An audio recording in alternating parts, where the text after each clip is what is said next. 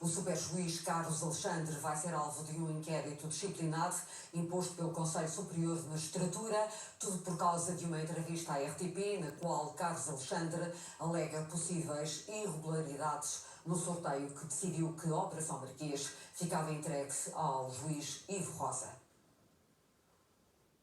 Carlos Alexandre lança dúvidas à escolha aleatória dos processos do Tribunal Central de Instrução Criminal. Esteve de folga no dia 28 de setembro, quando correu o sorteio eletrónico para a instrução do processo Marquês, mas agora questiona. Há uma aleatoriedade que pode ser maior ou menor, consoante o número de processos de diferença que exista entre mais do que um juiz. Por causa destas declarações, o juiz vai ser alvo de um inquérito disciplinar. O Conselho Superior da Magistratura quer saber se Carlos Alexandre violou o dever de reserva que se impõe a um magistrado. Dada a gravidade das declarações prestadas, foi determinado a abertura de inquérito para acabar o esclarecimento de todas as questões suscitadas pela entrevista em causa que sejam suscetíveis de relevar no âmbito das competências do Conselho Superior da Magistratura. Carlos Alexandre referiu ainda que a probabilidade pode ser alterada diariamente consoante o número de processos atribuídos a cada um dos dois magistrados, ao que o Conselho Superior da Magistratura responde. De acordo com todos os elementos técnicos disponíveis, a distribuição eletrónica de processos é sempre aleatória, não equilibrando diariamente nem em qualquer outro período temporal suscetível de ser conhecido antecipadamente os processos distribuídos a cada juiz. A TVI pediu a Carlos Alexandre uma reação, mas o juiz não quis responder às questões. A TVI, entretanto, sabe que o Conselho Superior da Magistratura está a averiguar se foi correta a atribuição do processo Marquês a Carlos Alexandre em 2014. É para já uma averiguação, mas pode passar a inquérito. A TVI sabe que o Conselho Superior da Magistratura está a averiguar a atribuição do caso Marquês ao juiz Carlos Alexandre em 2014. A TVI sabe também que o juiz já foi ouvido no âmbito desta averiguação. Passaram 4 anos, o processo já está em fase de instrução. O próprio Conselho Superior da Magistratura esclareceu assim o procedimento. Em 2013, quando foi aberto o inquérito da Operação Marquês, o Tribunal Central de Instrução Criminal tinha só um juiz, Carlos Alexandre. Em 2014, passou a ter 2 magistrados e os processos passaram a ser divididos. Em setembro desse ano, foi feita uma atribuição escrita à mão devido a falhas no funcionamento do sistema eletrónico. Diz o Conselho Superior da Magistratura que não se tratou de uma distribuição de processos, mas sim de uma transição da antiga para a nova estrutura. Perante as sucessivas dúvidas, o Conselho Superior da Magistratura decide averiguar. Essa questão pode ser suprida oficiosamente, com a anulação eventual dos atos que tenham sido praticados pelo juiz a quem foi atribuído a condução do processo indevidamente, ou até por alegação de uma das partes, ok? E através de uma reclamação. E sendo feita essa reclamação, ela é apreciada e pode, das duas uma, ou ser acolhida ou ser recusada. Sendo recusada, eventualmente será suscetível de recurso, mas do recurso que venha a ser preferido afinal no processo e não de forma interlocutória. As dúvidas têm sido levantadas sobretudo pelas defesas dos arguidos do processo Marquês. José Sócrates e Armando Vara alegaram ilegalidade e manipulação em 2014, pedindo mesmo a anulação do processo. A TVI contactou o Conselho Superior da Magistratura, que não confirma nem comenta as averiguações que esteja a fazer. Vamos então à entrevista com o advogado Garcia Pereira. Muito boa noite, doutor. Bem-vindo mais uma vez à TVI. Considera graves as declarações do juiz Carlos Alexandre na entrevista à RTP? Antes de mais, obrigado pelo convite. Considero extremamente graves e, mais do que isso, elucidativas. Eu acho que elas têm 2 méritos. O primeiro é o de mostrar que o Dr. Carlos Alexandre não tem, efetivamente, o distanciamento e a objetividade que são necessários para um juiz numa fase de instrução, que é uma fase em que as defesas vão procurar produzir prova para pôr em causa a acusação que está deduzida, e depois o juiz de instrução, afinal, tem de decidir se entende que foram recolhidos indícios suficientes ou não para levar alguém, todos ou parte dos acusados, a tribunal, que tinham razão aqueles que diziam que o Dr. Carlos Alexandre não tem objetividade e distanciamento para presidir essa fase, que é uma fase particularmente importante do Porquê é processo. que acha que ele quis dizer isto? Porque, repare uma coisa, isto é dito numa entrevista e um juiz que tem ou teve intervenção de um processo está-lhe vedado de fazer comentários públicos sobre o processo. Senta aqui a questão da violação do direito de reserva, é isso? E não só. Mais Do do que dever de isso. reserva, aliás. Do dever de reserva, mais do que isso, há a insinuação, que é uma insinuação de uma enorme gravidade, que corresponde, aliás, a coisas que começaram a aparecer nas redes sociais nos dias seguintes à da distribuição, que, no sentido que o sorteio teria sido aldrabado para lhe tirar o seu processo. E aqui é que está a questão. O Dr. Carlos Alexandre considera o processo da chamada Operação Marquesa um processo da sua propriedade. Tem essa concepção do processo e, portanto, sente-se vitimizado pelo facto do processo lhe ter saltado das mãos. Ora, um juiz que tem esta postura não pode, obviamente, ter qualquer contacto com esse processo porque mostra que não tem o distanciamento que é indispensável. Mas deixe-me fazer aqui o papel do advogado do diabo. Bom, Mas também não... já que eu não tenho nenhum... Não, aqui estou eu. Tá bem, Eu sou uma interlocutora. Mas não acha que alguns poderão pensar que seria expectável que o processo continuasse nas mãos de Carlos Alexandre, já que ele leu aqueles milhares de páginas que constam Não, do porque o processo? critério não é esse. O critério legal é o de que, e a partir do momento em que passou a haver mais do que um juiz no Tribunal de Instrução Criminal, em 2014, a partir do dia 1 de setembro, não só estavam em vigência as novas leis, a Lei Orgânica do Sistema Judiciário e o chamado regime aplicável à organização e funcionamento dos tribunais judiciais, e nos termos dessa lei, o Tribunal Central de Instrução Criminal tinha passado a ter 2 juízes.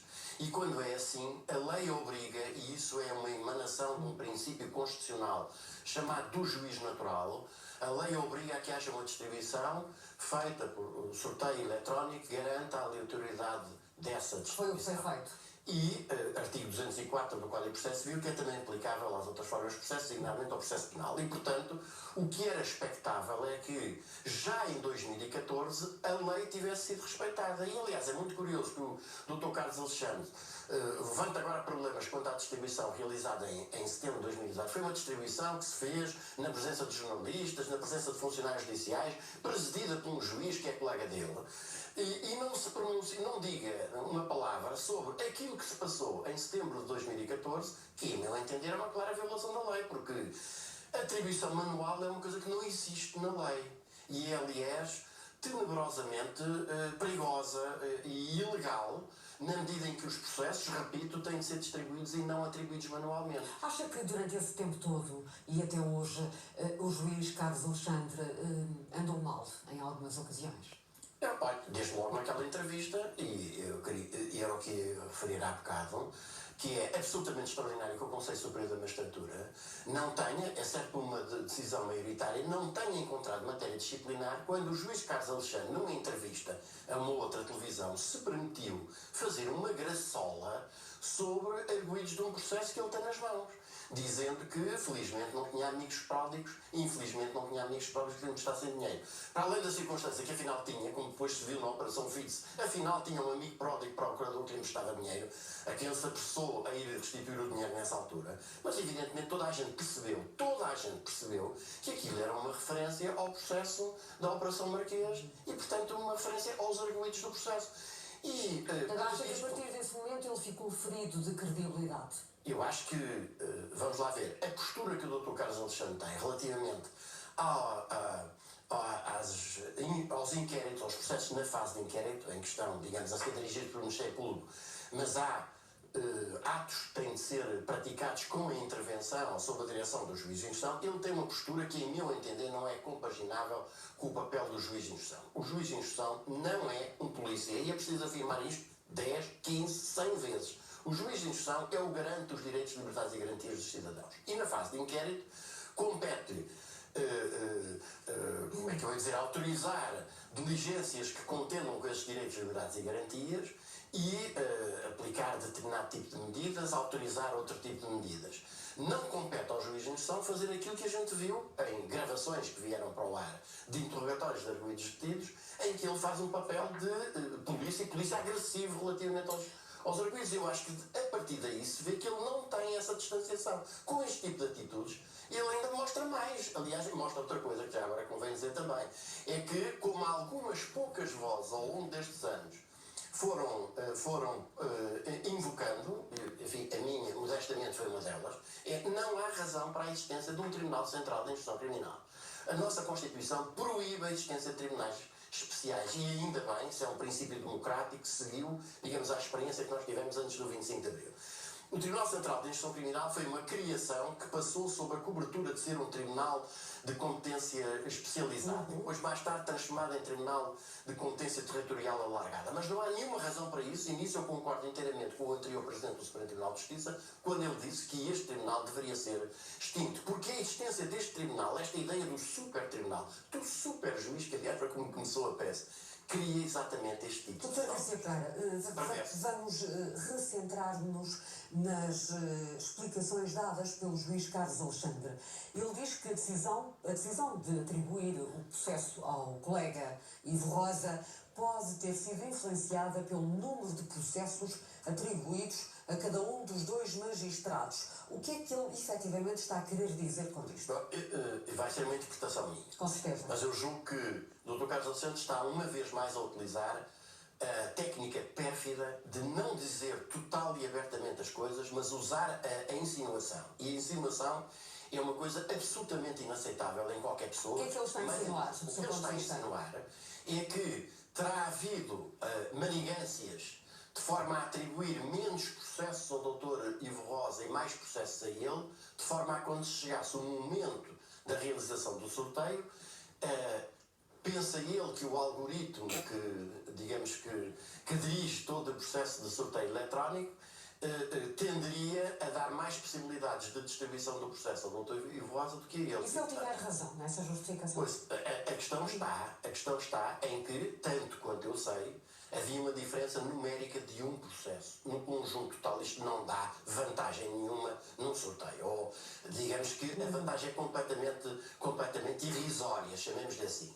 Mas ele teria que demonstrar que o Dr. Ivo Rosa, no processo em que se declarou impedido e, portanto, se afastou dele, o fez propositadamente para ficar com menos processos e, portanto, mais capaz de ter mais processos. Agora, há aqui uma outra questão. É que se o Dr. Carlos Alexandre pensa isto, então devia ter dito isto no dia do próprio sorteio. Em vez de ter metido baixa ou ter arranjado maneira de faltar ao sorteio, devia lá ter ido e devia ter levantado os problemas lá. E se não o fazia lá, fazia-o no dia seguinte. E fazia-o pelos meios próprios. Um juiz de direito deste Estado, dito direito democrático, se atreve a não usar os meios legais para suscitar eventuais questões de irregularidades ou ilegalidades, mas sim se serve da imprensa para, da pior forma e da forma mais errada, lançar dúvidas e suspeições sobre um colega de profissão que está ao lado dele e que foi quem presidiu este sorteio, eu acho que não é digno da beca que Em muitas democracias, e as coisas mudaram muito nos últimos anos, em muitas democracias, dizia eu, os magistrados falam abertamente na comunicação social e não vem mal nenhum ao mundo por causa disso. Não é esse o problema. O problema não é esse. O problema é que a lei que nós temos é diferente dessa. É a lei que impõe um dever de reserva. Pode-se discordar em abstrato, mas agora os juízes aplicam a lei ou não, consoante lhes convém ou consoante lhes apetece. Não, estão vinculados estritamente a aplicar a lei que está em vigor, independentemente de a considerarem injusta ou não. Aliás, o Dr. Carlos Alexandre nunca achou essa lei injusta enquanto isso lhe conveio. Exatamente o que está aqui também de pérfido é esta cobardia moral. A partir do momento em que o Dr. Carlos Alexandre deixou de ter as mãos em cima do processo, então agora desesperadamente desata a deitar bombas para o ar. O que o doutor acha que vai acontecer em resultado deste inquérito disciplinado?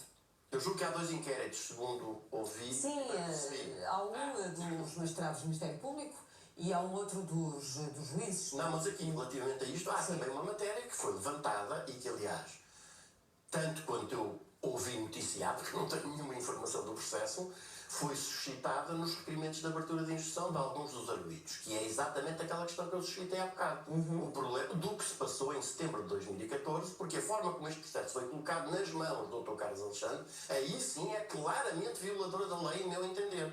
E foi... Portanto, o senhor acha que na altura a defesa dos arguidos, nomeadamente a defesa de José Sócrates, teve razão na argumentação que utilizou? Relativamente a que não pode haver distribuições manuais e que o processo, havendo 2 juízes e estando em vigor as leis que estavam desde o dia 1 de setembro de 2014, quando lá chega o processo enviado pelo DCA no dia 9 de setembro, devia ter sido sorteado e não foi, e foi atribuído expressamente e manualmente numa operação, aliás, que não foi presidida por juiz nenhum, ao Dr. Carlos Alexandre. Isso, de facto, é claramente contra a lei. Repare, isto não é um problema de legalidade assim um bocado abstrusa. O princípio do sorteio dos juízes prende-se, repito, com o princípio do juiz natural e implica a garantia que é própria de um Estado de Direito, que um cidadão, quando vai recorrer a um tribunal para que a justiça seja feita, tenha a certeza que o processo não é encaminhado para este ou para aquele outro por influência de O qualquer senhor está a colega. dizer que Carlos Alexandre foi sempre tendencioso.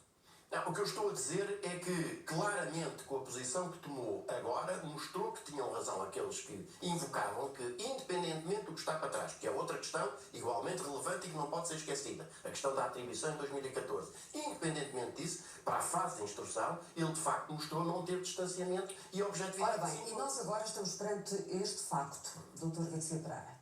O juiz Ivo Rosa, magistrado, que vai liderar a fase de instrução criminal da Operação Marquês, é ele que vai decidir se há julgamento ou se não há julgamento. Não crê que na opinião pública ou em alguns setores da opinião pública possa começar a ficar instalada a ideia de que a Operação Marquês não vai dar em nada? Eu acho que isso é exatamente uma das perfídias desta intervenção do Dr. Carlos Alexandre.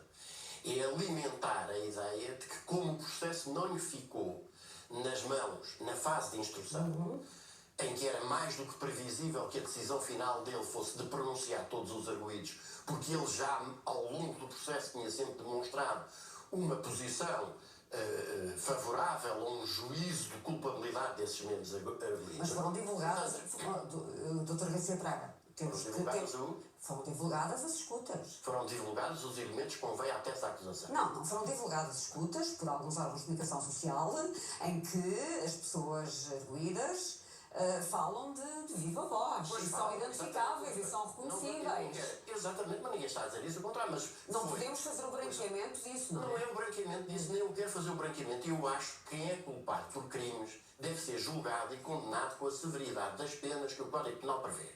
Entendamos. Não aceito essa imputação de que sempre que se levanta uma voz contra o facto da justiça fazer batota, parece que quem era essa voz se põe do lado dos corruptos, dos ladrões, dos catutos. Não é nada disso. Eu acho que se num processo equitativo, correto, justo, com respeito das regras, se demonstrar que os arguidos cometeram mesmo os factos que estão acusados, devem ser condenados. Mas agora, perante estas declarações do juiz Carlos Alexandre, em que posição julga que fica o juiz Ivo Rosa? Esta posição destina-se claramente a alimentar a fragilização da posição do juiz Ivo Rosa, a dizer, pois, isto foi tudo uma manigância, isto, em vez de ter ido para as mãos do super juiz, que é o grande combatente da alta criminalidade, foi para o outro, e foi para o outro de uma forma esquisita, foi para o outro, estava-se mesmo a ver, andaram para ali a mexer em processos para que fosse mais provável ir para as mãos do outro, até tentaram várias vezes, aquilo só à quarta vez é que finalmente foi, e portanto isto já está tudo combinado. Esta atuação do juiz Carlos Alexandre visa claramente encher de fulgo exatamente este tipo de posições. E isto é absolutamente inaceitável na posição do juiz. Já seria criticável na posição da acusação, agora da posição de um juiz que deve ter uma posição de independência. O que esta pessoa está a demonstrar é que não tem nem posição de Estado, nem postura de independência que é minimamente exigível a um juiz de um Estado de Direito Democrático. E, portanto, o inquérito é mais que adequado. Aliás, acho até que o Conselho Superior da Magistratura ainda está a engonhar, porque tinha aqui elementos já bastantes para ter arrancado para o processo disciplinar em vez de ter que fazer um inquérito prévio. E outra questão é, agora, ir de facto saber o que é que se passou em 2014. Depois há uma terceira questão, de que nunca ninguém quis falar, enquanto não convém falar nela, que é exatamente o que é este sistema de sorteio eletrónico. Quem é que definiu o algoritmo? O funcionamento deste sistema eletrónico está certificado por alguém? quem é que assegura a efetiva manutenção e fiscalização? É a magistratura ou é um Então o que é que organismo do devia Ministério da existir Justiça? em vez de sorteio? Não, devia existir o sorteio e devia existir um algoritmo cuja definição e determinação fosse cabalmente conhecida de toda a gente. Até para as pessoas que são envolvidas em processos poderem, com a ajuda de uma perícia de natureza informática, dizer: não senhor, este algoritmo não está certo. E pudessem, portanto, fiscalizar em toda a linha as condições em que isso é. Vou fazer uma pergunta que se calhar vai ter alguma dificuldade em responder-me, porque é advogado. Mas, em função dos dados que estão em cima da mesa, acha que vai haver julgamento ou não?